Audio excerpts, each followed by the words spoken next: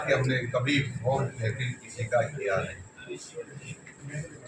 किसी का नहीं करते, ऐसी ओछी हरकतें नहीं करते, ऐसा गहलोत साहब ने कहा।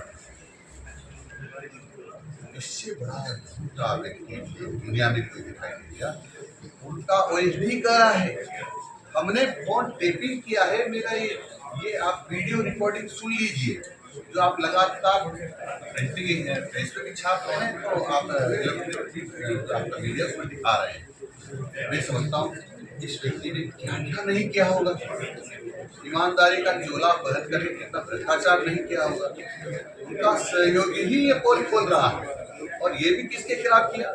उनके मित्र के खिलाफ, उनके उप मुख्यमंत्री के खिलाफ, जो अपने भाई को नहीं छोड़ता उसने और को क्या छोड़ा होगा। इससे अंदाजा लगाया जा सकता है, चाहे किसी भी क्षेत्र में देख लीजिए, चाहे भ्रष्टाचार में हुआ होगा, चाहे लोगों को तंग करने वाला होगा, चाहे झूठ बोलने में हुआ होगा, या अपने ही लोगों का हरेसमेंट करने में हुआ होगा, तो फिर विपक्ष की तो कितना इन्होंने फूल किया। लेकिन जो उस समय का विपक्ष था, रवि सत्ता पक्ष में खिलाफ कुछ नहीं है, इसलिए मुख्यमंत्री की तत्कालीन बोलती बंद है, और उसके डर के मारे वो विधानसभा में नहीं आते हैं। इतने डरे हुए सत्ता पक्ष से कि उस डर के मारे अशोक गहलोत साहब विधानसभा में भी नहीं आते हैं। दूसरा मेरा आग्रह है कि जो लोकसभा में प्रतिपक्ष के नेता श्रीमान राहुल जी ये कहा है कि हिंदू हिंसक है, हिंदू नफरत फैलाता है, हिंदू झूठा है। और उसके पहले कहा था हिंदू जो मंदिरों में जाते हैं वो लड़कियां छेड़ने जाते, पूजा करने नहीं जाते। उसके पहले कहा है इन्होंने इनकी पार्टी की प्रधानमंत्री तत्कालीन मनमोहन सिंह जी देश के संसाधनों पर मुस्लिमों का। अब राहुल गांधी जी की बात करूं कि हिंदू हिंसक है, हिंसक का दूसरा अर्थ मैं समझता हूँ, जितना समझता हूँ मैं ज़्यादा पढ़ा लिखा है, लेकिन इतना समझता हूँ कि मारने वाला है, और उसका दूसरा अर्थ जो था हत्यारा है, यानी पूरी हिंदू समाज को हत्यारा कहना। ये हिंदू समाज ही नहीं पूरे देश का अपमान है, और देश का अपमान देश की जनता किसी भी कीमत पर बर्दाश्त नहीं करेगी, और देश की जनता है इसका बदला लेगी, छोड़ेगी नहीं, ये भी गारंटी है। यदि कोई कांग्रेसी ये कहता है कि मैं हिंदू हूं लेकिन हिंसक नहीं होता, हिंदू या भी हिंसक नहीं है, तो थोड़ी भी इंसानियत बची, थोड़ा भी उसके मन में हिंदुत्व के प्रति, हिंदू के प्रति, देश के प्रति, देशवासी के सम्मान का भाव बचा है, तो चाहे बीजेपी में आए ना है, लेकिन कांग्रेस को तो छोड़ ही देना चाहिए, क्योंकि ये हिंदुओं की यानी देश की विरोधी पार्टी है जिस प्रकार की चर्चा कर रहे हैं। और इन्होंने तो संविधान की हत्या की, संविधान की हत्या की, और संविधान का महान भूल रही है। 1975 में 25 जून 1975 को इमरजेंसी लगाई। इमरजेंसी क्यों लगाई?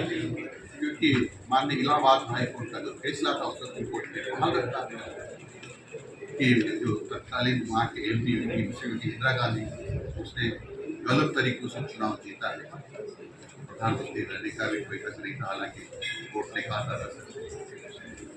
कई कांग्रेस ने कहा था कि आपको प्रधानमंत्री पद छोड़ देना चाहिए, फिर भी तो देखिए नहीं, तत्कालीन राष्ट्रपति और आपातकाल लगा दिया, और सब एक यानी संविधान को निलंबित कर दिया। वही कानून इंदिरा गांधी कहेगी, यानी संविधान की हत्या का मतलब देश की हत्या करना, यानी ये एक तरह से संविधान की हत्या देश की हत्या रहेगी। इसलिए हम सब हम सब हर साल संविधान हत्या दिवस मनाएंगे, आम जनता को बताएंगे कि किस प्रकार से देश के श्रेष्ठ लोगों को और जो लोकतंत्र के हामी थे, पक्षधर थे, उन लोगों को पकड़ पकड़ जेल में डाला, तो यातनाएं दी, बिजली के कट लगाए गए, उल्टा लटकाया गया, क्या क्या नहीं किया उनके साथ। यदि उनके उस समय के लोकतंत्र सेनानी हैं अभी भी है, उनसे पूछो, रोंगटे खड़े हो जाते हैं। क्या इंसान भी इंसान को इस प्रकार की यातनाएं दे सकता है क्या? यानी यातनाएं देने वाले भी जानवर बन गए, और उन्होंने जिस प्रकार से यातनाएं दी वो इंसान को नहीं दे सकता, राक्षसी था जिसने इस प्रकार की यातनाएं दी। बनार के पास इस इलाके में बारिश के दिनों में लगभग वो पूरा इलाका शहर से कट जाता है। आज भी बारिश नहीं है, आज बारिश नहीं है, फिर भी सर 1.5 से 2 फीट पानी चल रहा है, वो भी 2 से 3 किलोमीटर के इलाके में। शहर में जो व्यक्ति कोई आता है तो वो ये छवि लेके जाता है कि शहर की ड्रेनेज सिस्टम नहीं है। मैं अधिकारियों से बातचीत करूँगा इस बारे में, और उस बारे में जो भी समाधान हो सकता है वो समाधान करने के लिए हम प्रयास करेंगे। सर ग्रामीण क्षेत्रों में लड़कियों की संख्या ज़्यादा बढ़ती जा रही है स्कूलों में, और छात्रों की अपेक्षा शौचालय की जो है सुविधा वहाँ कम है, इसलिए कोई स्पेशल बजट देने का प्रावधान निर्देश। हमने बच्चियों की शिक्षा, वैसे तो सबकी शिक्षा हमारे लिए जरूरत है, लेकिन बच्चियों की शिक्षा उससे भी ज़्यादा जरूरत है, और इसीलिए हमने तय किया है कि सभी बच्चियों के लिए, चाहे वो एजुकेशन वाले स्कूल हो या फिर बालिकाओं के स्कूल हो, सब में ही शौचालय बनाएंगे, शौचालय बनाएंगे, ताकि उनको किसी प्रकार की समस्या हो। जैसे कई बार लज्जा महसूस ये भी हमारा अलग से बच्चे हो जाएंगे, फिर बच्चे आ जाएंगे शौचालय में, अलग अलग सेपरेट बना देंगे, उसको चरणबद्ध तरीके से बनाया। कांग्रेस ने उस राज्य कुछ नहीं किया है, प्रचार किया, घोषणा करके हवाई लूटी, लेकिन मौके पर कुछ नहीं। लेकिन ये भजन लाल जी शर्मा की सरकार है, जो कहा है मोबाइल को लेकर के जो आदेश आया है उसको लेकर के अब स्थिति ये बन रही है कि प्रधानाध्यापक और स्टाफ के बीच में खींचतान हो रही है। मोबाइल जो स्कूल में है उसको लेकर के अब टीचर्स आपस में उलझते हुए नजर आते हैं। देखो स्पष्ट ये है कि मोबाइल की कक्षा में कोई जरूरत नहीं है, और इसलिए जरूरत नहीं है कि वो पढ़ाने का समय है, तो पढ़ाते समय फोन आता है, टीचर पढ़ाता है, तो बच्चों का भी ध्यान भंग होता है और पढ़ाने में एकाग्रता होती है टीचर की वजह। इसलिए बेटा कक्षा में नहीं ले जाइए, और यदि स्कूल में ले जाते हैं तो प्रिंसिपल के पास रखें, कोई इमरजेंसी आएगी तो प्रिंसिपल के पास सूचना हो जाएगी, प्रिंसिपल शिक्षक को सूचित कर दे। इसलिए ये खींचतान होना ठीक नहीं, क्योंकि लगभग अधिकांश शिक्षकों ने इस बात का स्वागत किया और सरकार से बधाई दी कि आपका बहुत अच्छा निर्णय है। जनता के लोगों ने बिहार निर्णय तो खुशी व्यक्त की है, बहुत अच्छा निर्णय। सर जिले में कुछ स्कूल ऐसी है जिनके पास छत नहीं है, बड़ी बात ये है जेडी के पास उनका पट्टा जारी करना बाकी है, वो थोड़ा सा आप दिशा निर्देश दो स्कूलों का। देखो क्या है, कई बार ऐसा भी होता है कि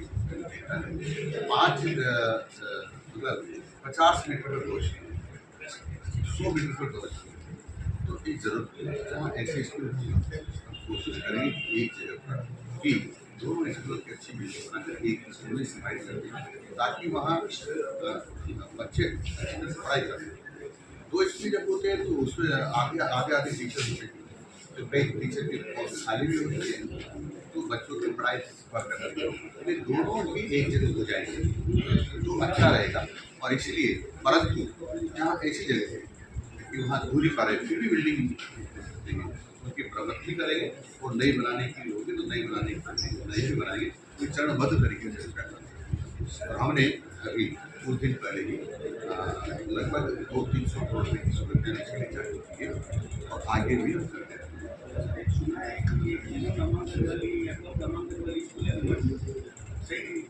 देखो जीरो नामांकन वाले को तो ऐसा कौन होगा जो मर्ज करने के लिए मना करेगा? और उसका क्या मर्ज होगा? नाम ही तो मर्ज होगा ना। जीरो नामांकन वाले का क्या होगा? बिल्डिंग रह जाएगी, शिक्षा विभाग के काम आते हैं। नहीं आती होगी तो अन्य जनोपयोगी काम के लिए। अच्छा सर, मेरा एक सवाल है आपसे। प्रधानमंत्री आवास योजना से बड़ा भ्रष्टाचार सामने आया है। एक छोटी सी जगह आबुल है जहाँ पे करीब 300 आवास आवंटन हुए थे, उसमें से करीब 200 के करीब फर्जी लोगों को मिले हैं, जिनके पुराने मकान ऑलरेडी बने हुए हैं। ऐसा पूरा प्रदेश में हो रहा है। ये कांग्रेस के राज में दिक्कत है और पिछले भ्रष्टाचार की घटना बनी है, लेकिन हम इसकी जांच करेंगे और जांच कराने पर जो दोषी पाए जाएंगे उसके खिलाफ कठोर कार्रवाई।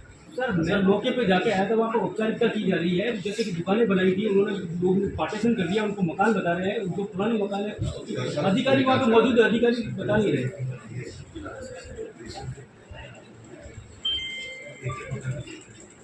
वहाँ पे वीडियो से मिला था, 8 लोगों का एक जांच दल बना दिया है और एक जो प्रधानमंत्री आवास है उसकी जांच करेंगे और जांच जो भी तथ्य आएंगे उसके हिसाब से कठोर करेंगे। सर, आपकी सरकार जब विपक्ष में थी तब सीपी जोशी ने कहा था कि हमारी सरकार जैसी आएगी हम आरपीएस से ठीक है।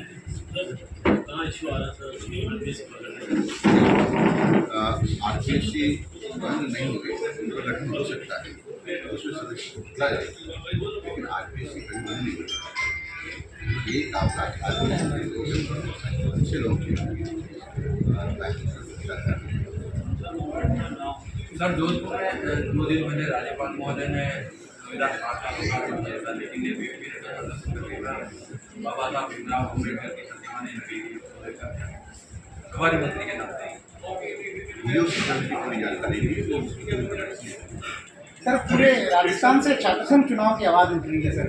कल पूर्व मुख्यमंत्री ने भी जो है छात्र संघ चुनाव को लेकर ट्वीट किया है, मांग की है, एबीवीपी एमएसयू ये सब मांग कर रहे हैं, तो आपका क्या विचार है? अब इसमें